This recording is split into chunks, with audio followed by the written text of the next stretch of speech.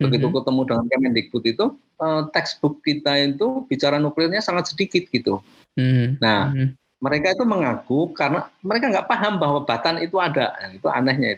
Nuklir ini diakui itu di negara yang sudah maju pun sebetulnya kelompok-kelompok yang menolak itu ada. Dan mereka meskipun sudah berpuluh-puluh tahun mengoperasikan PLTN, yang namanya sosialisasi masih tetap dilakukan, nggak kemudian berhenti gitu ya. Setelah 2007 itu memang kegiatan-kegiatan yang sifatnya gencar sosialisasi kemudian menurun. Karena apa? Karena memang pemerintah juga belum go nuklir, itu belum ada sebetulnya.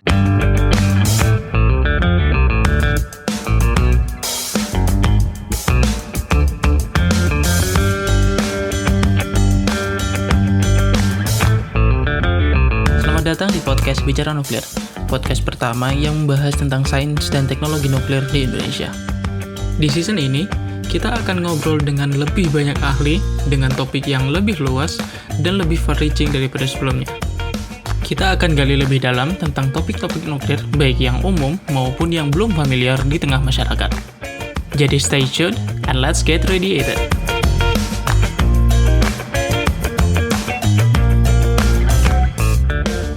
Saya tertarik dengan yang itu Pak, yang tadi diseminasi dari sisi pendidikan ya, yang ke SD sampai SMA gitu ya. Saya ingat satu materi yang paling saya ingat yang juga bikin saya kayak penasaran masuk teknik nuklir kan, waktu di kelas 12 ada materi tentang radioaktivitas di fisika kan. Cuman saya taunya di itu doang nih Pak. Tapi kayak saya nggak tahu nih yang 12 itu SMA kelas berapa ya? SMA kelas 3. Oh, kelas 3. Nah, ini memang tahun-tahun terakhir itu. Ya, pada waktu saya ketemu dengan Kemendikbud itu juga saya tanyakan, kenapa sih materi kurikulum nuklir itu menjadi berkurang banget gitu ya? Karena waktu saya SMA ya kelas 12 juga, kelas 12 malah kelas 1 itu kelas berapa ya? Kelas 10 ya. Nah, kelas 10 itu sudah diajari tuh yang namanya fisika nuklir fisika atom ya kalau nggak salah ya. Oh ya, fisika atom. Nah, dulu fisika atom namanya. Kemudian ada fisika kuantum segala macam ya.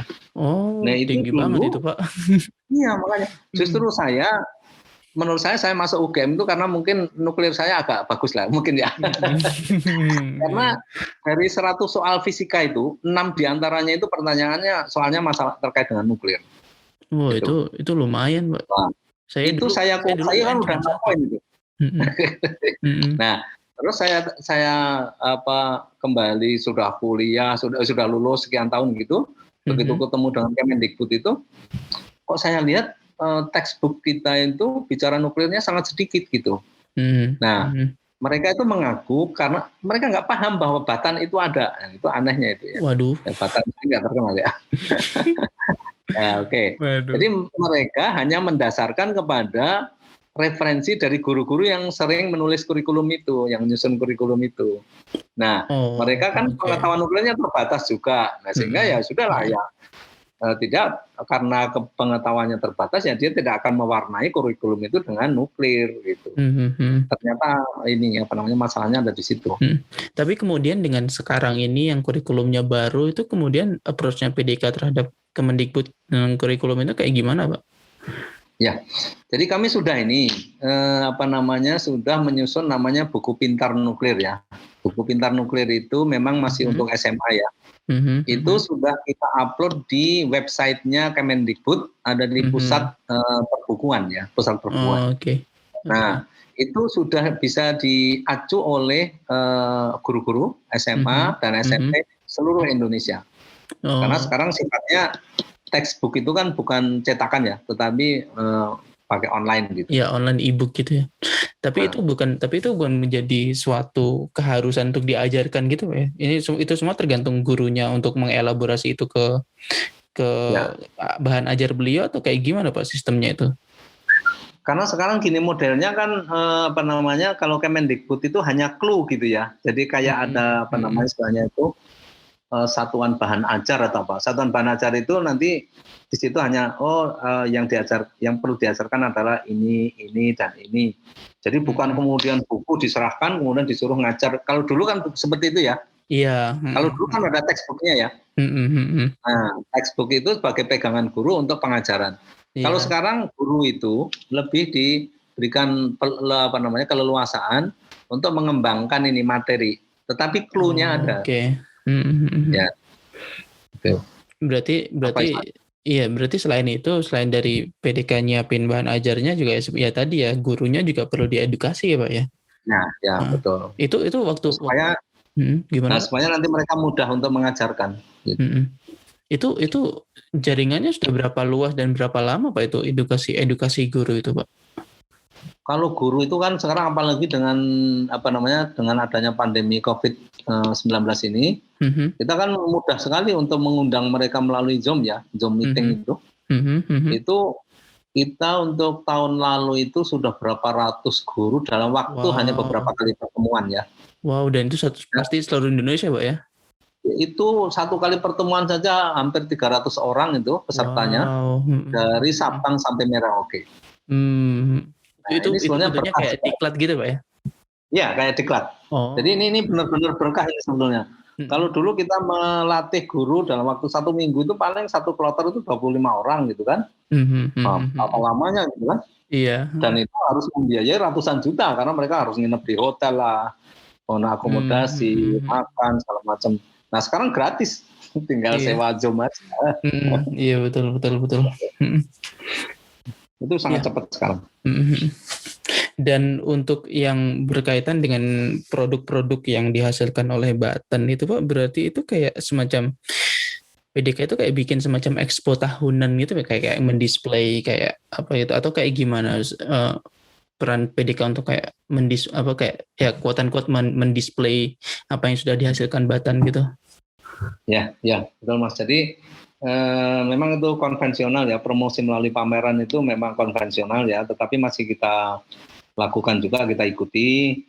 Jadi ada pameran itu hampir setahun itu bisa 5-6 kali gitu ya. Bahkan kita sudah punya pameran virtual namanya. Mungkin Mas Harun kalau pernah atau nanti coba saya masih live kok sekarang. Jadi kita tahun lalu itu ya, Pak? Bukan hanya Kartini, itu seluruh produk Batan kita pamerkan di situ secara virtual.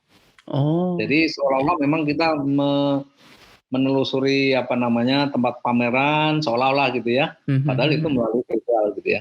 Tapi di situ kita berinteraksi dengan pemandu juga gitu ya. Kemudian ada spek produknya dan sebagainya, itu kita lakukan. Tapi yang offline memang saat ini sedang berhenti ya, karena kan banyak pameran yang kemudian membatalkan untuk itu. Dan untuk pameran internasional kita juga ikut, ada di IAIA, ya, pada waktu Geneva Conference itu. Kemudian tahun ini ada Hannover Messe, itu ini sedang berjalan ya. Kemudian nanti Oktober ikut di Dubai, itu juga kita lakukan. Ya. Itu untuk membantu conference gitu Pak ya? Ya, jadi kalau seperti IAIA itu kan ada acara kegiatan tahunan ya. Itu yang datang itu hampir 155 negara anggota ya. Nah, di situ itu ada ajang pamerannya, kemudian ada ajang promosi yang biasanya ada seminar-seminar yang terpisah gitu ya, tetapi khusus membahas teknologi apa yang dimiliki oleh negara tertentu. Itu efektif. Yap. Oke, selanjutnya mungkin saya mau ganti topik nih Pak, tentang ini sih. Saya tuh beberapa hari ini tuh kepikiran gitu tentang proses diseminasi nuklir ke masyarakat gitu kan. Utamanya yang mau saya tanyakan itu adalah, nggak tahu ini apakah masih dalam ranah lingkupnya PDK atau bukan, tapi kayak saya penasaran tentang penolakan sebenarnya yang terjadi di masyarakat yang tadi di awal gitu kita bahas, bahwa masyarakat masih susah, dan bahkan kalau misalnya saya mikirnya tuh kita selalu main defense gitu loh, kita selalu bertahan gitu, kita nggak pernah nyerang gitu loh, kayak kita tuh selalu kayak ada orang yang ngasih mitos terus kita kayak bukan, nggak benar kok, ini nggak benar gitu, kita nggak pernah kayak ngasih tahu duluan gitu. Itu kasus yang paling nyata yang saya lihat itu kan yang ketika di Jepara Pak, yang itu boleh diceritain nggak sih Pak, mungkin dari perspektif PDK, mungkin bagaimana diseminasi nuklir ke masyarakat tuh memang apakah sesusah itu dan apa yang terjadi gitu biar jadi pelajaran untuk kami yang muda gini loh Pak. Ya. Oke.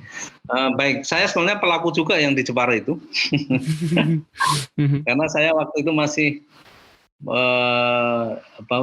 kerja baru setahun 2 tahun kemudian dilibatkan di Jepara itu.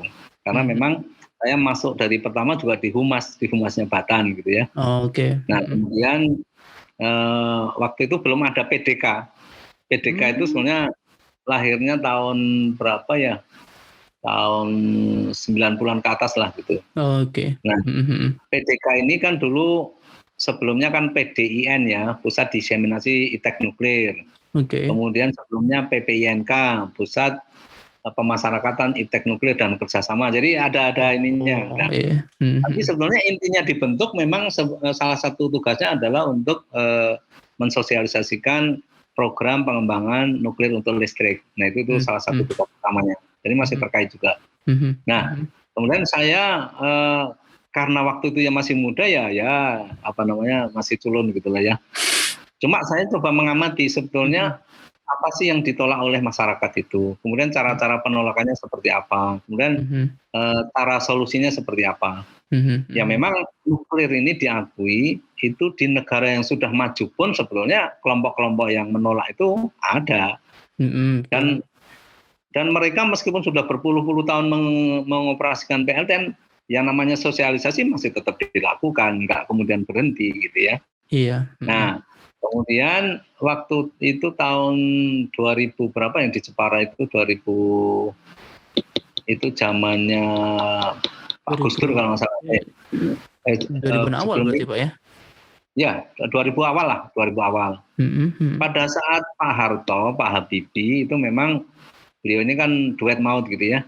Artinya ada penguasanya Pak Harto, kemudian ada teknologinya itu Pak Habibie. Nah itu duet maut ini memang sangat getol untuk mengembangkan PLTN di Indonesia ya. Okay. Nah kemudian itu dari hasil sosialisasi sebetulnya nggak masalah gitu ya.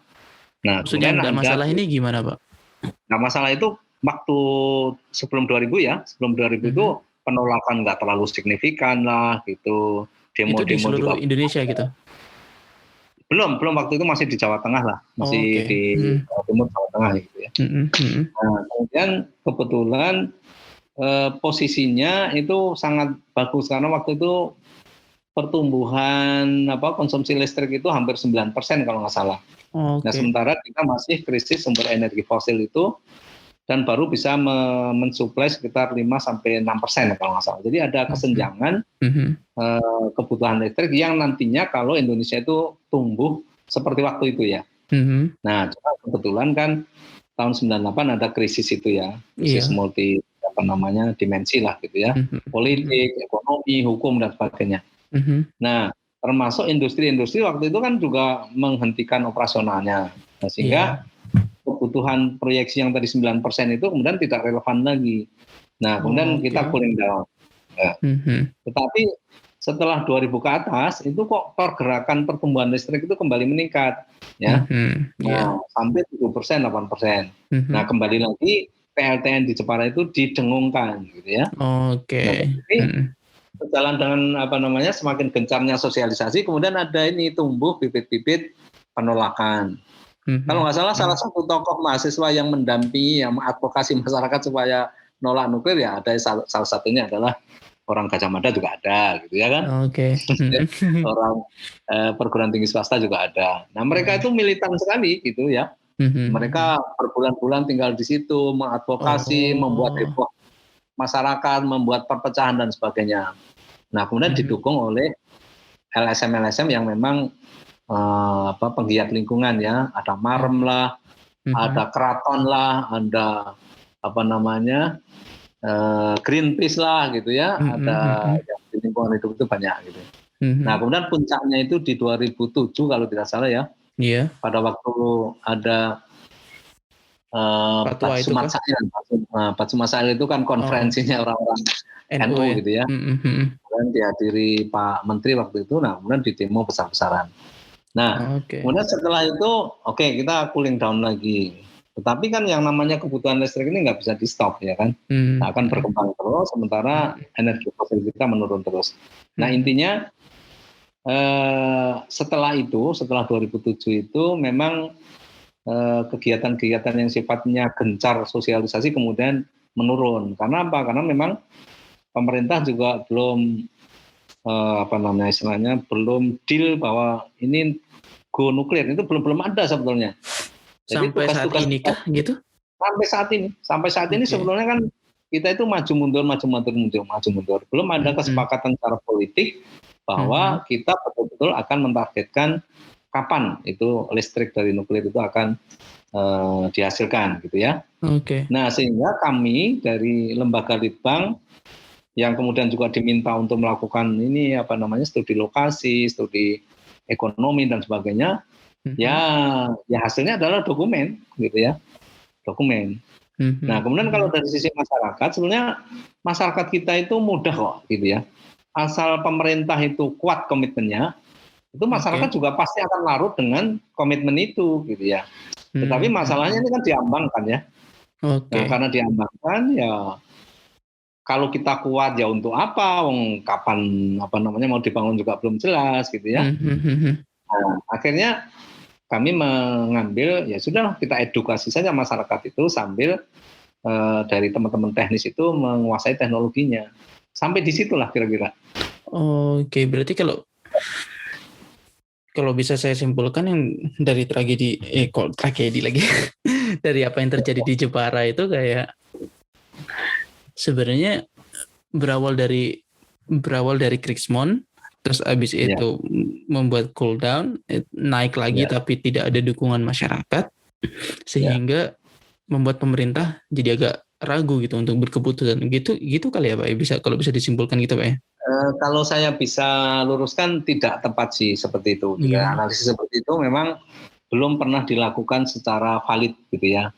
Kalau disurvei itu yang menerima PLTN itu pasti di atas 50% kalau disurvei itu ya.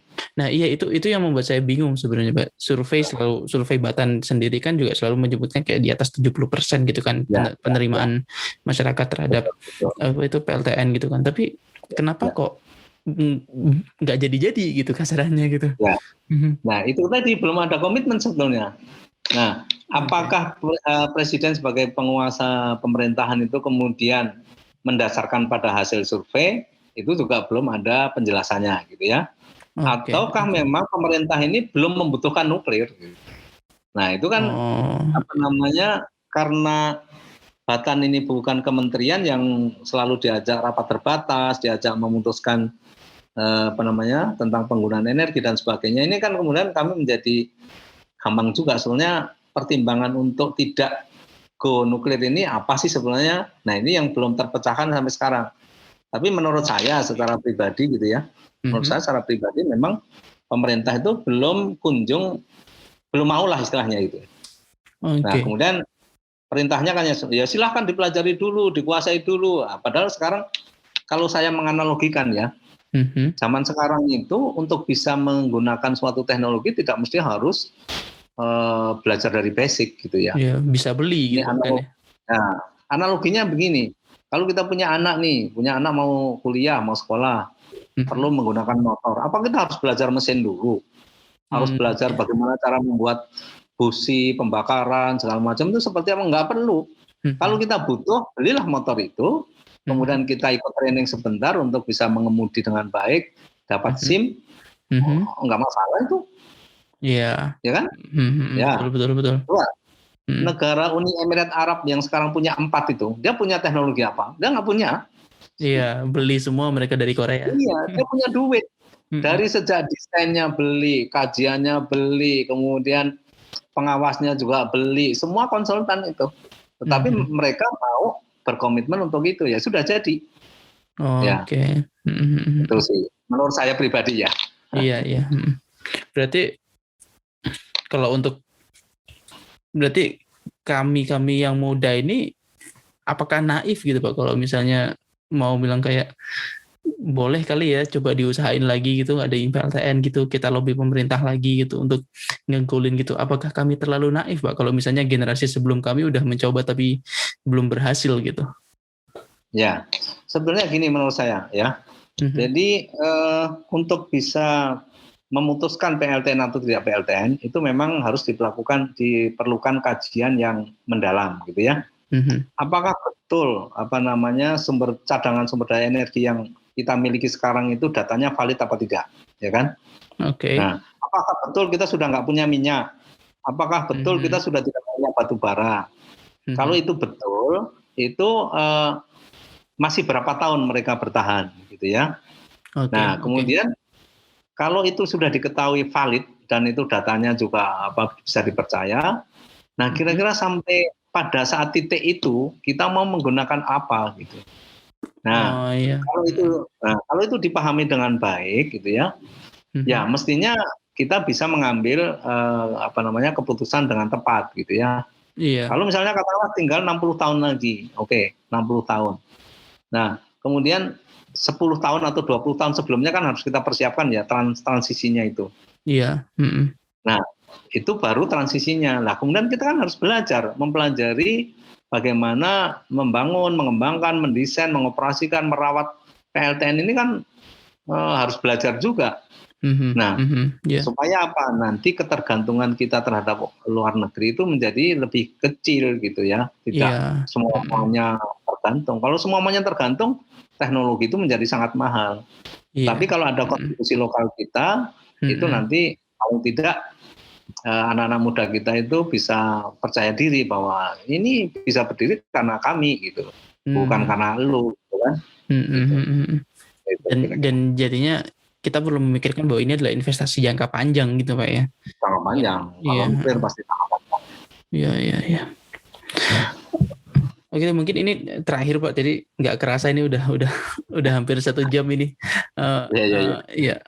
Mungkin terakhir Pak, mungkin saran deh untuk kami yang generasi muda yang sekarang lagi belajar, mungkin lagi S1, S2, S3 nuklir gitu kan. Apa yang menurut Bapak perlu kami lakukan kalau misalnya memang kami ingin punya visi kayak di generasi kami, mungkin kami ingin bangun PLTN, tapi gimana nih? Apa yang perlu kami lakukan gitu loh? Yang perlu kami hati-hati gitu?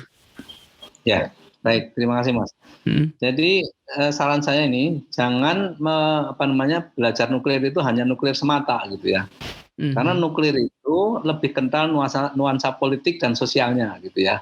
Jadi sarjana nuklir kita itu harus belajar juga tentang sosiologi, tentang politik, tentang isu-isu yang berkembang saat ini gitu, supaya nanti kalau kita berhadapan dengan orang-orang seperti itu kita bisa menjadi bernegosiasi gitu ya. Kan tidak ada, kalau energi lain mungkin ya teknologinya dikuasai udah jadilah gitu ya, tetapi nuklir itu lebih diisukan atau diwacanakan dari segi politisnya. Nah, kita mampu nggak menjelaskan kepada orang-orang politik, orang-orang sosial bahwa nuklir itu aman, bahwa nuklir itu bisa menjanjikan untuk pengembangan masa depan bangsa gitu ya. Karena nuklir itu kan sebenarnya industri ya. Nah, industri ini itu kan ada industri energi, ada industri komponen, ada industri sumber daya, lingkungan gitu kan. Ini kan jaminan lingkungan masa depan gitu. Nah, bisa nggak teman-teman nanti yang sekarang sedang belajar itu punya pemahaman yang seperti itu gitu ya. Jadi kita jangan sampai kalah berdebat dengan orang-orang politik misalnya. Oke deh, baik. Sekali lagi terima kasih banget Pak Eko udah bersedia meluangkan waktunya untuk podcast kami, dan untuk teman-teman terima kasih karena udah mendengarkan, dan sampai jumpa di episode selanjutnya, dan sampai jumpa, bye bye.